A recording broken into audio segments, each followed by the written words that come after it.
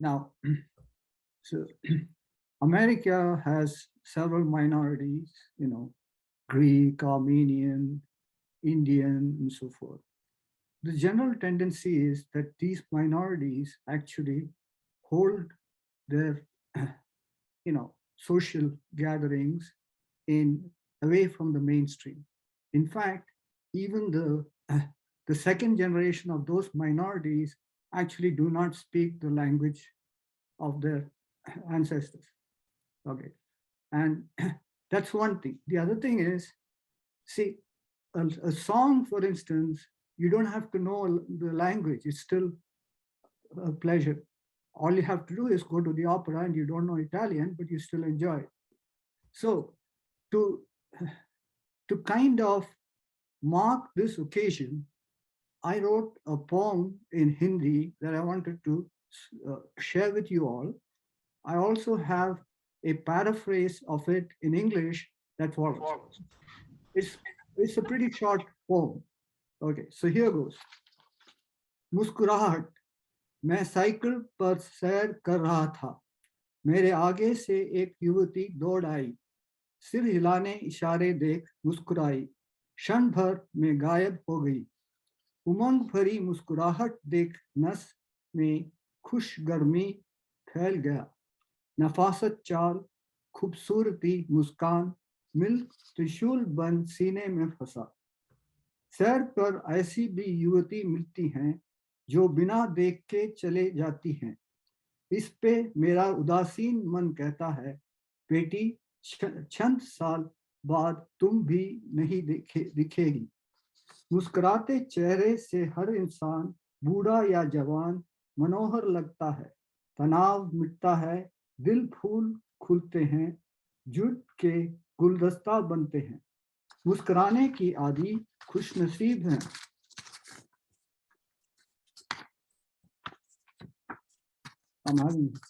here we go.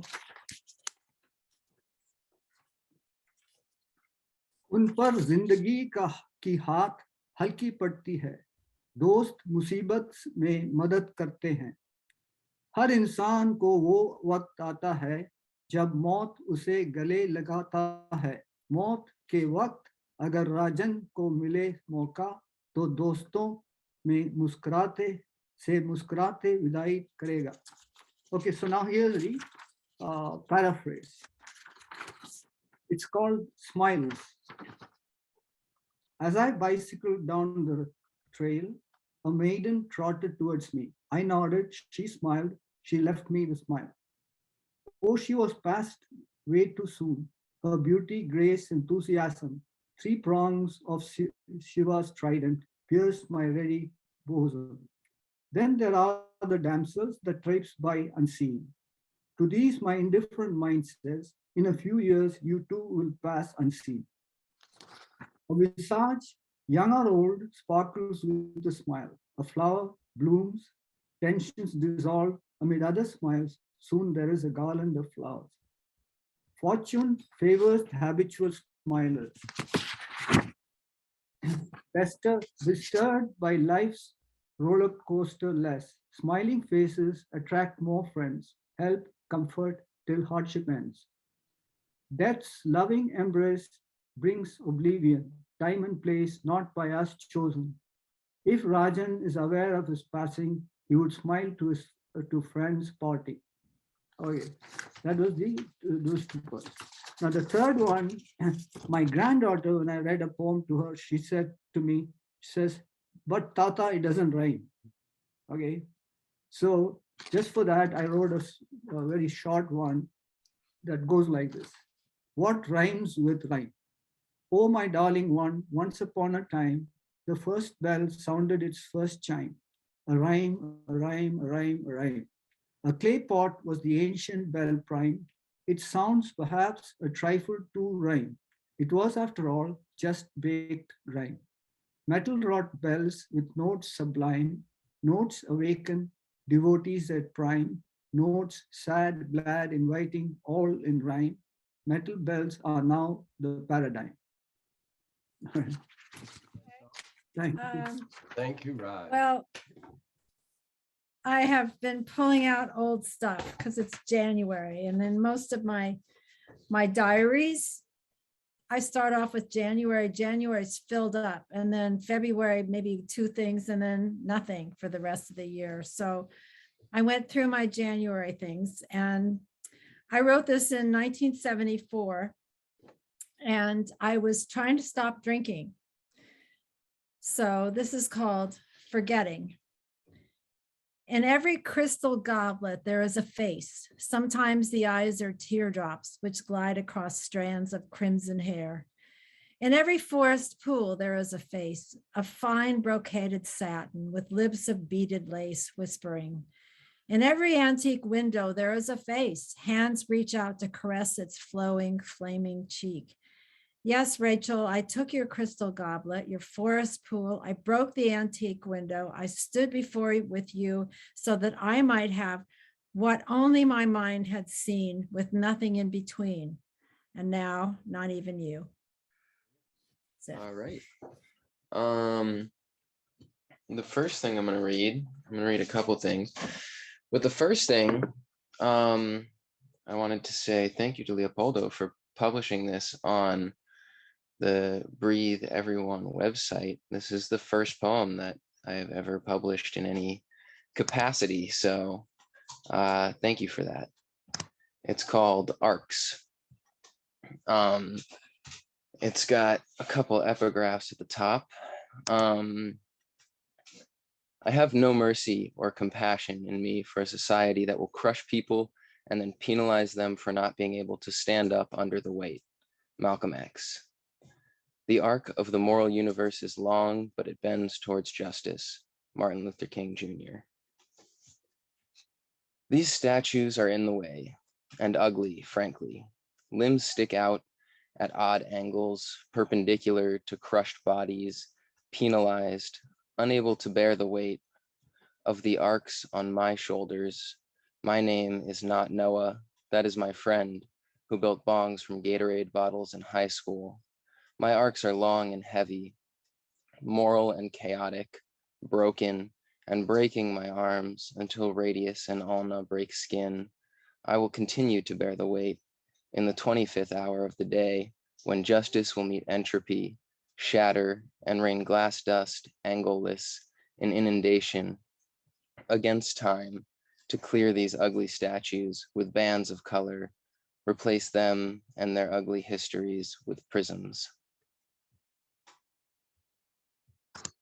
So there's the first one. And then I'm gonna read 2 more if that's okay, but they kind of go together. And they're both about cats. The first one is Frankie. Frankie is my partner and I's house cat, rescued from a North Carolina bush, who now wakes me up at 2:30 a.m. to be fed. I imagine her, or at least like to, as Muta with a white belly, hangry. Those two would make a good Snickers commercial.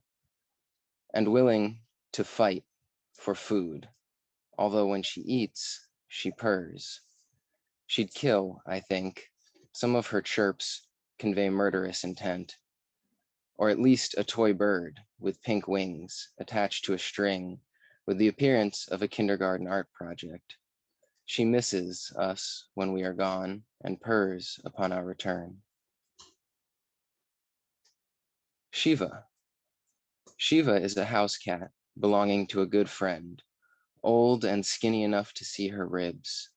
I heard a story. She was rescued with her dead kitten in her mouth. I like to imagine which of nature's fantastic, sadistic methods were used. Did a dragon blow fire and smoke throughout their home? The mother escaped but couldn't save one with whom she'd trade? Was she even offered a trade?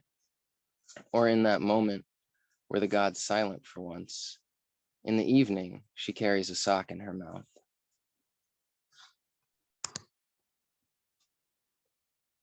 So there you go.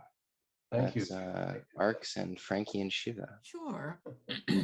I was actually thinking about these poems as you were talking about your about your brother.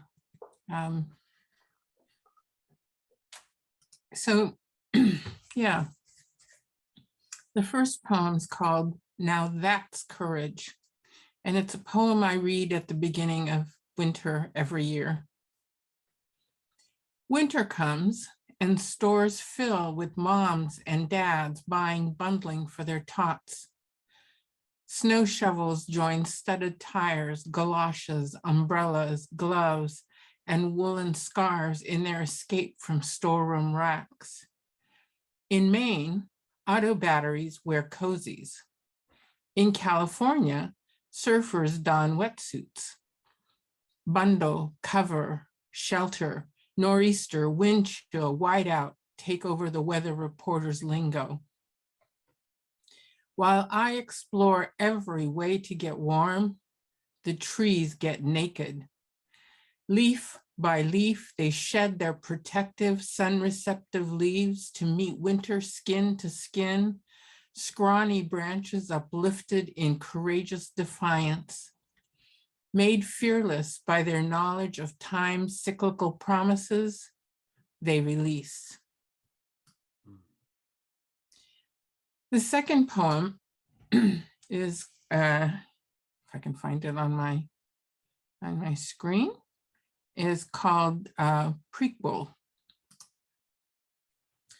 Who doesn't love the river? Bustling, caroming, lollygagging, drifting, nurturing the willow with the tadpole and the daffodil with the crocodile, coursing through valleys, jumping down gulches, leaping over canyon walls, carrying dreams of generations.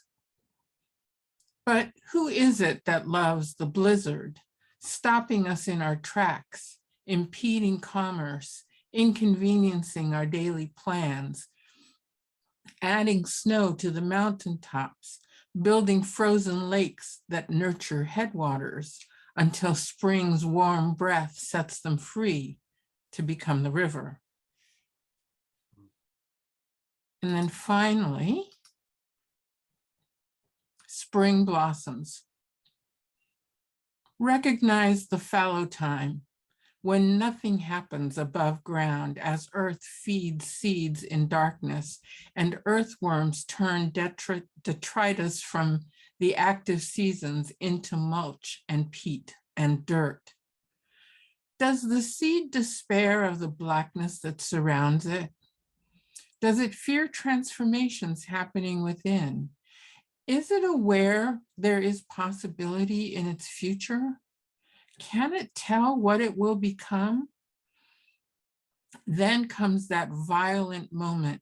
The seed bursts and life surges upward against gravity, forces its way toward the sun, pushes the darkness out of its way, losing part of its protective coating, unsure what the consequences will be, aware it can no longer stay confined in comfort, proclaims itself a new thing upon the earth. We smile at the crocus or the daffodil, not comprehending the revolution behind its birth, diminishing the potential of our own insurgency. Beware. Well, I think since everyone's reading personal poems, I think I'll just read, was going to read one about Keats and another poem, but I think I'll read a poem I wrote last quarter. And this is sort of, it's about my older sister, and we both had different teddy bears, and then it goes on to some other things about baseball card collection. So if you can remember any baseball players from the 50s, I think that would really help here. I'm calling this childhood idols, and spell idols would be IDLES, because, when you're that young, you don't have a lot to do in the summertime. So it's not idols like IDYLLS, kind of a pun. Teddy Bricks, my one-time Earth sign companion, slouched in a corner chair, his faded green vest and feathered Robin Hood cap askew. His metal limbs are old and twisted. When I wind him up, he can no longer execute his mechanical somersaults. Sad in disrepair, he Kate's with my sister's bear, Teddy BB, who's grown pudgy and moth-eaten. Now they rest in the spent morning's shadows as I reach for my shoebox of baseball cards. I shuffle the smiles and stances of Walt Drobo, Elroy Face, Ted Klazuski, and Yogi Berra through my hands. After lunch, I go out to our backyard with my bat and rubber ball and pretend to be Gene Woodling, the only Baltimore Oriole batting over 260. I'm swinging for the fences 60 feet away and trying to hit that red orb all the way to Glen Burnie, a half mile away. Through the kitchen window, the coasters harmonize Young Blood, and that draws me out of the August Maryland swelter to drop a lemon lime fizzy in a glass of ice water. Refreshed, I look through my collection of rhythm and blues trading cards to see if I can find one of the coasters among Laverne Baker, Little Richard, and Elvis. At 12 years, I finally learned to ride a bicycle and pedal out with my friends to beaches on the Severn River. There I watched sails billow over glittering liquid blue towards Chesapeake Bay. Thank you. Thank you. This first piece is to a high school. It's to a high school friend of ours. Gene also knew this man named Byron. I wrote it 30 years ago. Byron, in 2 months, I am 46. My second child will emerge from my wife's loins, slippery, bloody, blue, and gasping. I will be stunned, groping for a camera, and I will think of you. Twice 23 now, but I remember walking then, M14 muzzle down into the sand dunes, knowing this was wrong what they were doing, scared and godless. My feelings peeled off crazily like shavings from a lathe, momentarily writhing, then falling in brittle, purposeless curlicues. But you were focused on the long game. I heard just last year at a reunion that you wanted to be a JFK of sorts, and I can imagine your name buzzing off excited tongues at the Iowa caucus. Your wit would be honed by now to a scalpel, which you would wield to dissect the dross of your opponents. Perhaps some half the nation would come to love you, and the other half would be on notice, duly alarmed. You would be a force, surely, at this time. I think about what you could have been, but what is left of your few freckles is rotting. Those 23 years underground in Arlington, under a by now tarnished satin sheet, your sandy hair screaming cold silent from a parchment scalp. And yet you do not leave me. I think of you weekly. Not easy thoughts, but arcs which do not close into circles, spiral shavings peeled off time's flank as it passes at a trot. And it is I who have the family, the life. I who smell the baby's hair and gaze into the depth of his eyes. I who smell his hair, and it is the sweetest nectar ever tasted, far finer than any spring flower, so persistent I can recall it at any time of day. One whiff and their face and smiles and laughter will play out before me on command. Impossible to imagine him gone. Who was your father? What ashes he must have tasted, for you were the finest of the fine. Why did he let you go? Why did they all? And how many more like you, the finest, lie buried under snow, frozen in time, and caroming around the minds of old adversaries like me? I wish I could have traveled forward to this time and then returned to let you know that it wasn't necessary to put yourself in harm's way to become president. And I yearn fruitlessly to be able to tell you that I am not your adversary. I have one shorter piece written just recently. Signs. I am so full of you this morning, my heart overflows. Slowly fills the cup in my chest, spills out onto the counter, creeps in a growing pool over the edge, spills mindlessly down the cabinet onto the polished floor, tips the room, creeps out the window, gushes out to the cobbled street below, searching for tomorrow. My mind, an open hand, reaches down to gently grasp this love, utterly failing to define its shape, which runs over my outstretched palm, up my forearm, out into the room, climbing over the furniture, out the window again, and covers the world.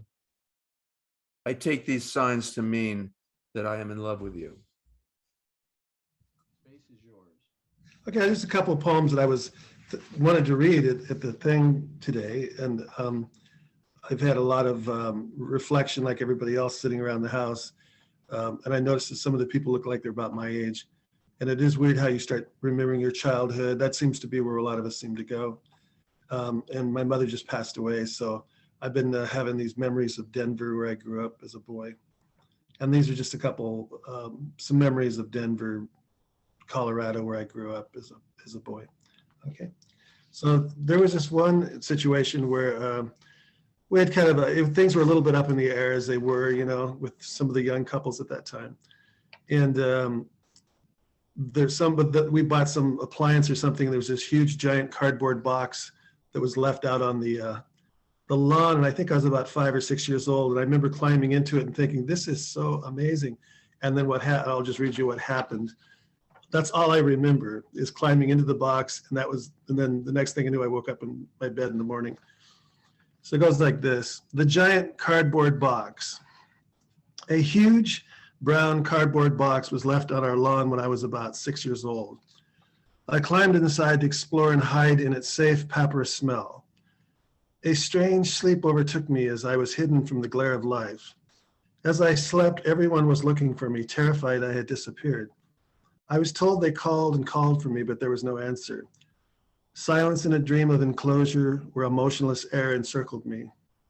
They searched everywhere and finally found me deep at the end of the box. I was carried to bed without the fortress of happenstance to curl soft like a puppy. I woke to just another day, unaware I was valued so much. Yesterday's hectic search. Everyone was glad to see me, my mom, dad, even the neighbors. We were in a state of chaos soon after, but I knew they must love me.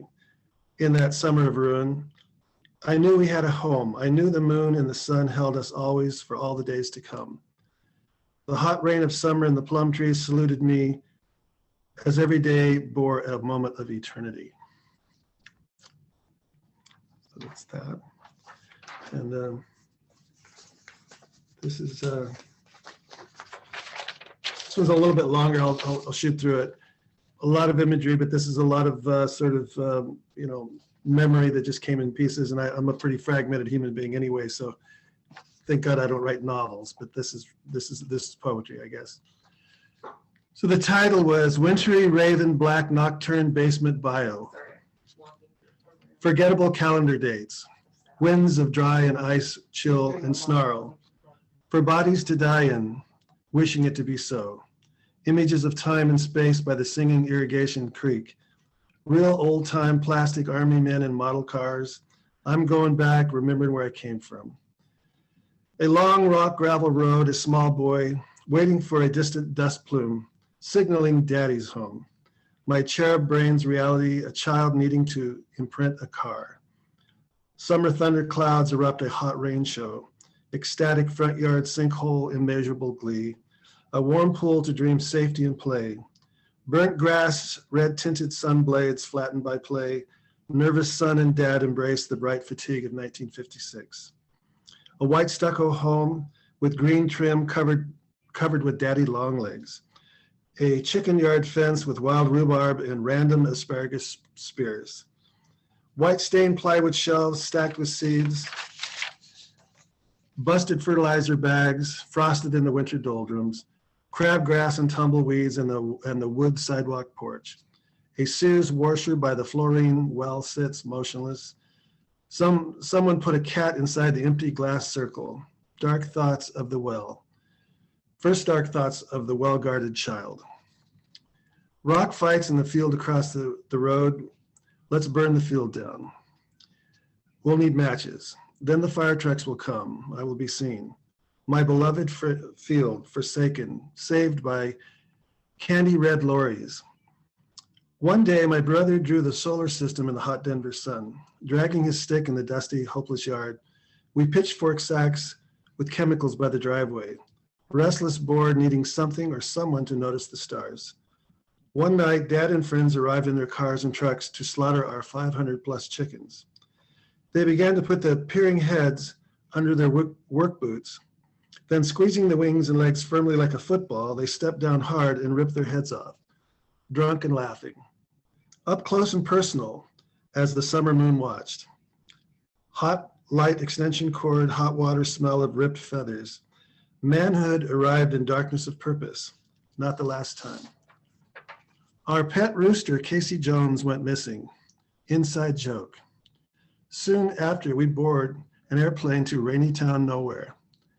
Dank, moldy grandpa's basement project. Weird adults, a house full of cousins, dark possibilities. Wasp, church predator, never the same. A poet's remains.